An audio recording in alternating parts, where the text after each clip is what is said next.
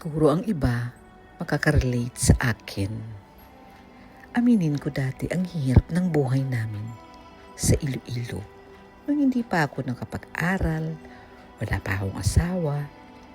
Yung natitikman ko ngayon, kapag nakikita ko yung mga blessing ng Lord, sobra ako nagpapasalamat sa Lord kasi yung pinatikim niya sa iyo or pinatitikim niya sa iyo yung mga bagay na hindi namin naranasan dati. Just imagine, even yung mga milk, ngayon may mga Milo, may 3-in-1, and then iba-ibang klaseng tea.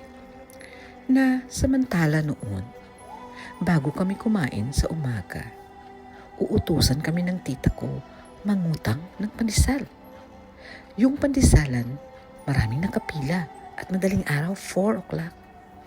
And then, pag ako na nakatoka at sasabihin ko sa may-ari, "Ate, pautang?" Kasi sabi ng auntie ko, although hindi man niya ako pinapahiya sa maraming tao pero nakasimangot.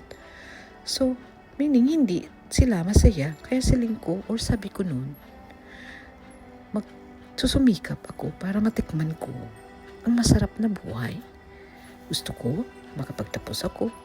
Gusto ko pag nagpamilya ako, paaralin ko sila ng maayos para hindi manatili nga mahirap ang buhay namin. So, ang lesson is that binibigyan tayo ng Lord ng choices kung pipiliin ba natin na pagandahin ang buhay natin, ang version ng buhay natin. Kasi kung ano tayo ngayon, choice natin yan.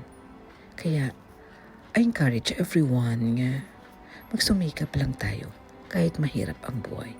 Kaya katulad ngayon, very grateful ako kasi yung tinapay, may keso, may pizza. And then, mamimili ka na gusto mo, coffee or chocolate.